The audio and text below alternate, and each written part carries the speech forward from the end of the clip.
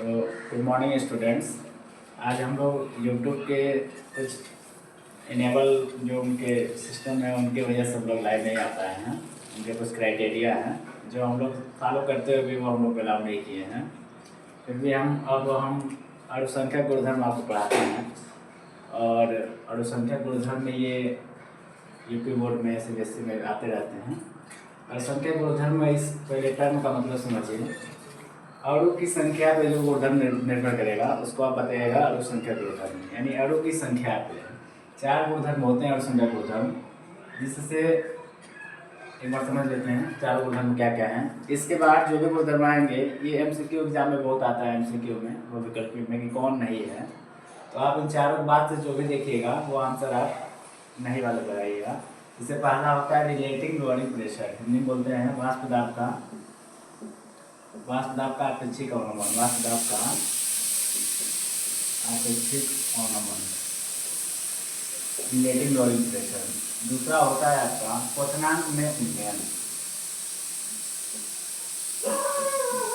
होता है दूसरा। और तीसरा होता है आपका हिमांक में अवनमन, होता है तीसरा। इंग्लिश में बोलते हैं डिप्रेशन इन फ्रीजिंग पॉइंट। दूसरा होता है बॉइलिंग पॉइंट एलिवेशन। फोर्थ और अंतिम में आपका पराशर दाब। चारों को हम बारी बारी से आपको बताएंगे। इससे न्यूमेरिकल और इसके ग्राफ वगैरह बहुत ही अभी भी कई बच्चों को नहीं समझ में आता है। हम एक एक करके बहुत डिटेल में आपको बहुत ही आसान तरीके से बताएंगे कैसे इसको आप करिएगा। अब हम इसमें एक एक टर्म पढ़ना शुरू करते हैं। सबसे पहले हम आज आपको एकदम आसान सा टॉपिक दूसरा वाला पढ़ाते हैं, क्वथनांक में उन्नयन के बारे में। तो आपको पता होना चाहिए कि हिमांक बिंदु, क्वथनांक बिंदु ये सब होते क्या हैं। हिमांक बिंदु, क्वथनांक बिंदु ये सब पहले हम समझाते हैं टर्म को, तब जाकर उस हेडिंग में चला जाएगा। क्वथनांक में उन्नयन नहीं देखा गया। दूसरा क्वथनांक में उन्नयन, क्वथनांक होता क्या है, तो क्वथनांक टर्म को पहले समझ लिया जाए। बॉइलिंग पॉइंट आपको इतना भी पता होना चाहिए, छोटा सा एक और रिविजन करा देते हैं कि कोई विलयन है और इसमें सिर्फ और सिर्फ शुद्ध विलायक है, प्योर सॉल्वेंट। कोई विलयन है जिसमें सिर्फ शुद्ध और शुद्ध विलायक है, कोई इसमें इम्प्योरिटी या कोई भी विलय पदार्थ नहीं है, तो इसके जो मालिक्यूल होंगे वो इसके मालिक्यूल जब हीट करेंगे हम इनको तो सिर्फ और सिर्फ शुद्ध विलायक होंगे और बहुत अच्छा वेपर बनाएंगे। अगर इसको हम हीट करेंगे, एक्सटर्नल देखिए यहाँ से, तो इसके मालिक्यूल वेपर ऊपर उठेंगे और फिर इसके वेपर द्रव की ऊपरी सतह पर एक दाब लगाएंगे। इसी दाब को बोलते हैं वाष्प दाब। सिर्फ और सिर्फ शुद्ध विलायक हैं, अच्छे खासे सारे वेपर अच्छे से उठेंगे और खूब ज़्यादा वेपर बनाएंगे, और जो वेपर बना के इस द्रव को ऊपर से दाब लगाएंगे आप इसको वाष्प दाब कहेंगे। लेकिन इसमें इम्प्योरिटी मिला देंगे, जैसे यहाँ पर देखिए बना के देखो, ये शुद्ध विलायक था, इसके मालिक्यूल अच्छे खासे थे, सभी ऊपर उठे हैं और उसके बाद ये दाब लगाए ऊपर सतह पे, इसको वाष्प दाब बोल रहे थे। लेकिन जब इसमें कोई इम्प्योरिटी मिला देते हैं, ऐसे कहें तो नॉन वोलेटाइल सॉल्यूट या अवाष्पशील विलेय पदार्थ, अवाष्पशील विलेय पदार्थ जैसे नमक, यूरिया, ये सब चीज़ें, नॉन वोलेटाइल सॉल्यूट अवाष्पशील विलेय पदार्थ इसमें मिला देंगे, जो वेपर बनाने में मदद नहीं करेगा उसको बोलते हैं नॉन वोलेटाइल विलेय पदार्थ, अवाष्पशील विलेय पदार्थ। तो अब पहले की तुलना में आपका वेपर कम बनेगा, अधिक बनेगा। तो शुरू में सिर्फ शुद्ध विलायक से बहुत ज़्यादा वेपर बन रहा था, अब आपके इसी शुद्ध विलायक के साथ साथ आपके अवाष्पशील विलेय पदार्थ भी इसी ऊपरी सतह पे आ जाएंगे। और शुरू में देखिए इतने ज़्यादा मालिक्यूल तो खूब वेपर बन रहा था, अब अवाष्पशील विलेय पदार्थ कहने से वेपर कम बनेंगे, और वेपर कम बनेगा तो ये जो कमी आ रही है किसकी वजह से आ रही है आपको, जब आप अवाष्पशील विलेय पदार्थ मिलाए हैं तो ये आपको कमी देखने को मिल रही है कि वेपर कम बन रहा है। तो क्वथनांक में उन्नयन को अब हम एक ग्राफ के माध्यम से समझते हैं।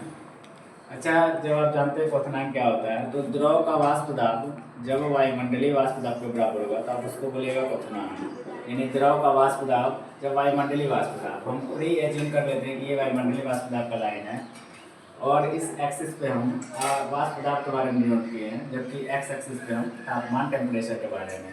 जब आप इधर से इधर जाएंगे तापमान बढ़ रहा है, यहाँ से जब नीचे से ऊपर हम चल रहे हैं तो वाष्प दाब बढ़ रहा है। आप जानते हैं कि शुद्ध विलायक था तो अच्छा वेपर बना रहा था, तो जाहिर सी बात है शुद्ध विलायक को अगर हम यहाँ मान लेते हैं, इसमें जब अवाष्पशील विलेय पदार्थ मिल गया है, क्वथनांक में उन्नयन को हम ग्राफ के माध्यम से हम समझते हैं कि जब द्रव का वाष्प दाब वायुमंडलीय वाष्प दाब के बराबर होता है तो उसको आप बोलते हैं क्वथनांक। द्रव का वाष्प दाब जैसे मान लेते हैं ये तापमान का ये एक्स एक्सिस है, वाई एक्सिस पे हम वाष्प दाब को लिखे हैं। ये शुद्ध विलायक है, ये पॉइंट मान लेते हैं शुद्ध विलायक है, शुद्ध विलायक। इसके टेम्परेचर को आप इतना हाइक करेंगे, इतना बढ़ाएंगे कि ये वायुमंडलीय वाष्प दाब के बराबर हो गया। मान लेते हैं टेम्परेचर हाइक किए, इस पॉइंट पे वायुमंडलीय वाष्प दाब बराबर होगा, और जिस पे होगा उस टेम्परेचर पे आप लिख लीजिए केवल शुद्ध विलायक है तो TB नॉट लिख लीजिए इसको। इसमें जब अवाष्पशील विलेय पदार्थ मिल गया, वो पॉइंट आपका जाहिर सी बात है वाष्प दाब उसका कम बनेगा, वो नीचे होगा इस एक्सिस पे। अवाष्पशील विलेय पदार्थ मिल जाने से इसको विलयन लिख लीजिए। विलयन के वाष्प दाब को थोड़ा सा और टेम्परेचर देना पड़ेगा, और एक पॉइंट यहाँ जाके वायुमंडलीय वाष्प दाब के बराबर होगा, जिस जगह पर मिला उसके लिए आप लिख लीजिए TB। ये जो टेम्परेचर में चेंजेस दिख रहे हैं आप TB नॉट और TB, इसी टेम्परेचर को आप बोलते हैं बॉइलिंग पॉइंट एलिवेशन या क्वथनांक में उन्नयन। क्योंकि टेम्परेचर शुरू में कम देना पड़ रहा था तभी बॉयल हो जा रहा था, और वाष्पशील विलेय पदार्थ आ जाने से टेम्परेचर अधिक देना पड़ रहा है, और टेम्परेचर जो अधिक दे रहे हैं उसी को आप क्वथनांक में उन्नयन बोल रहे हैं। डेल्टा TB जो उन्नयन है उसको लिखेंगे मैक्सिमम और minimum, TB minus TB not को माइनस कर लीजिए। तो जब द्रव का वाष्प दाब वायुमंडलीय वाष्प दाब के बराबर होता है तो उसको आप क्वथनांक बोलते हैं। शुद्ध विलायक रहेगा, इसको हम इस लाइन पर मान लेते हैं, ये शुद्ध विलायक है, इसका वाष्प दाब। यहाँ से हम वायुमंडलीय वाष्प दाब तक ले जाने के लिए जो यहाँ से आपको वाष्प दाब वहाँ तक पहुँचाना है, लेकिन जो ही आप इसमें अवाष्पशील विलेय पदार्थ मिला देंगे तब उसका वाष्प दाब इस लाइन से तो नीचे होगा। इस बात को आप समझ रहे हैं अच्छे से कि ये शुद्ध विलायक है, तो इसके वाष्प दाब थोड़ा सा टेम्परेचर देंगे तो ये इस वायुमंडलीय दाब पर पहुँचेगा और आपका द्रव बॉयल कर जाएगा। लेकिन अवाष्पशील विलेय पदार्थ मिलाएंगे तो यहाँ पे रहेगा वो लाइन, क्योंकि वो वेपर कम बनाएगा, तो ये वेपर वाली देखिए लाइन में कम है, तो इसको अधिक थोड़ा सा टेम्परेचर देना पड़ेगा ताकि वो वायुमंडलीय वाष्प दाब तक पहुँचे। इसको हम क्लियर आपको अच्छे से समझाते हैं कि ये शुद्ध विलायक है, इसके टेम्परेचर को राइज करना शुरू किया आप, और जो ही वायुमंडलीय वाष्प दाब बराबर पहुँचे तो आपका द्रव वहाँ पे बॉयल कर गया। इस लाइन को हम ऐसे डॉट नीचे कर लेते हैं, और जिस टेम्परेचर पर खोला है इसको आप लिख देते हैं TB नॉट, यानी शुद्ध विलायक के वाष्प दाब के लिए जो टेम्परेचर है वो है। शुद्ध विलायक के वाष्प दाब के लिए नॉट लगा दी है, जबकि जिसमें इम्प्योरिटी मिल गई, जिसमें MBS है अवाष्पशील विलेय पदार्थ, इसके टेम्परेचर को थोड़ा सा अधिक टेम्परेचर देंगे तो यहाँ जाके बॉयल करेगा, इस जगह पर जाके आपका वायुमंडलीय वाष्प दाब से मिलेगा, और इसके लिए लिख देते हैं TB मतलब विलयन का वाष्प दाब। और विलयन के लिए जो टेम्परेचर है ये शुद्ध विलायक के लिए टेम्परेचर है। यही टेम्परेचर जो अंतर दिख रहे हैं इसी को आप बोलते हैं क्वथनांक में उन्नयन। टेम्परेचर में जो यहाँ पे चेंजेस दिख रहे हैं, जो यहाँ टेम्परेचर कम था टेम्परेचर बढ़ गया है, ये जो कमी आप देख रहे हैं अधिकता, यानी जो ये अंतर आ रहा है टेम्परेचर में TB माइनस TB नॉट, इसी टेम्परेचर को आप बोलते हैं क्वथनांक में उन्नयन। ये किस पे डिपेंड कर रहा है, तो आप देख रहे हैं ये किसकी वजह से हुआ है, जब आप अवाष्पशील विलेय पदार्थ मिलाए हैं, मतलब कि अध्ययन से पता चला कि ये मोलर कंसंट्रेशन पे डिपेंड करता है वाष्प दाब, और मोलर कंसंट्रेशन पे डिपेंड करेगा तो इसका मतलब मोल अलता पे डिपेंड करता है, मोल अलता पे। और विलयन की सांद्रता में आप पढ़े मोललता क्या होता है, इस सिंबल को हटाने के लिए एक कांस्टेंट लगाते हैं जिसको क्वथनांक उन्नयन स्थिरांक बोलते हैं। ये KB एक नियतांक है जिसको क्वथनांक उन्नयन स्थिरांक बोलते हैं। M क्या है, मोल अलता है। डेल्टा TB क्या है, तो क्वथनांक में उन्नयन। इसके फार्मूले को और ज़्यादा हम एलेबोरेट करें तो डेल्टा TB = KB। अब मोल अलता जानते हैं कि 1 किलोग्राम विलायक में विलेय के कितने मोल घुले हैं उसको बोलते हैं मोल अलता। 1 किलोग्राम विलायक में, तो उसको हम लिखें नंबर ऑफ मोल अलता के लिए लिख देते हैं विलेय के मोलों की संख्या अपान विलायक का भार किलोग्राम में। ये विलायक का भार है किलोग्राम में।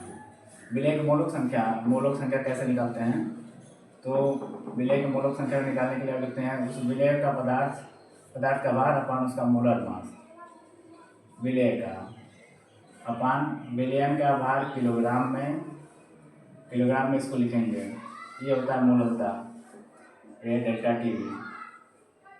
इस फार्मूले को डेल्टा TB = के बी स्मॉल डब्लू अपान ये हो जाएगा कैपिटल एम विलय का मोलर मास।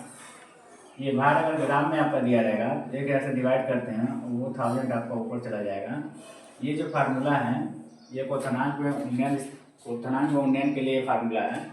इस पर न्यूमेरिकल बहुत आते हैं, एक दो न्यूमेरिकल को हम समझाते हैं आपको। क्वथनांक में उन्नयन का एक हम न्यूमेरिकल करके दिखाते हैं। क्वथनांक में उन्नयन का एक आंगिक प्रश्न। इसमें आप जानते हैं, आपको इतना पता है कि 100 डिग्री सेल्सियस पर द्रव आपका बॉयल कर जाता है 100 डिग्री सेल्सियस पे। अच्छा, जो है इसमें 4.18 ग्राम कोई कंपाउंड मिला दिए हैं तो अब वो बॉयल कर रहा है आपका 100.65 डिग्री सेल्सियस पे। आपको इतना पता है अगर शुद्ध द्रव है आपका, शुद्ध द्रव इसका जो बॉइलिंग पॉइंट होता है का क्वथनांक ये होता है 100 डिग्री सेल्सियस। लेकिन जो है शुद्ध द्रव प्लस इसमें कोई एक यौगिक मिला दिए हैं, वो यौगिक दे रखा है एक यौगिक को, तो ये यौगिक जो ही मिला है आपका जो वाष्प कम बनाता है, तब ये बॉयल हो गया है 100.65। ये जो टेम्परेचर बढ़ रहा है इसी को आप क्वथनांक में उन्नयन कहते हैं। ये अंतर कितने का आ रहा है तो डेल्टा टी भी आप निकाल लेंगे। डेल्टा टी भी आपका 100.65 में से 100 घटा लीजिए, आ जाएगा 0.65 डिग्री सेंटीग्रेड। आपको पता है क्वथनांक उन्नयन के लिए जो फार्मूला होता है डेल्टा टी भी, ये के बी इंटू मोललता होता है, मोललता। इसको और सॉल्व करेंगे तो के बी मोललता का लिखते हैं पदार्थ का भार, जिस पदार्थ को घोल रहे हैं उसका भार, उसका मोलर मास अपान शुद्ध जो विलयन है विलायक उसका भार किलोग्राम में, अगर 1 ग्राम में दिया है तो 1000 से आप डिवाइड कर लीजिए। ये हो जाएगा के बी स्मॉल डब्लू इंटू 1000 अपान इसका मोलर मास इंटू पदार्थ का भार। इसी फार्मूले पे न्यूमेरिकल वो करेंगे हम लोग। और देखिए अगले स्टेप में डेल्टा टी की वैल्यू यहाँ पे 0.65 दिया है। अब देख लीजिए क्या कर दिया है, तो स्मॉल डब्लू का मान दे रखा है यहाँ पे 4.18। जो चीज़ें दी हुई हैं उसको साइड में लिखिए। 240 ग्राम यानी कैपिटल डब्लू भी दे रखा है 240 ग्राम विलायक का भार दे रखा है। टेम्परेचर दे रखा है, के बी की वैल्यू दे रखी है मोलर उन्नयन स्थिरांक की 5.31। इन सब वैल्यू को इसमें रखिए तो के बी की रखेंगे 5.31 इंटू 1000 इंटू स्मॉल डब्लू है 4.18 अपान यहाँ पे दे रखा है कैपिटल एम का मान नहीं पूछ रहा है आपसे, मोलर मास की वैल्यू देखिए और बार की गणना कीजिए। कैपिटल एम पूछ रहा है आपसे और ये 240 दे रखा है और इसको आप सॉल्व करिए, एम इक्वल टू हो जाएगा। तो जब कैपिटल एम की वैल्यू निकालेंगे 0.65 को आप यहाँ पे भेज दीजिए, 5.31 का इससे गुणा कर लेंगे तो हो जाएगा ये चीज़ होगा इंटू 4.18 अपान 0.65 इंटू 240। अब इसको सॉल्व करेंगे तो लगभग 14.22 इसका मोलर मास आएगा। ऐसे सॉल्व करते हैं। धन्यवाद।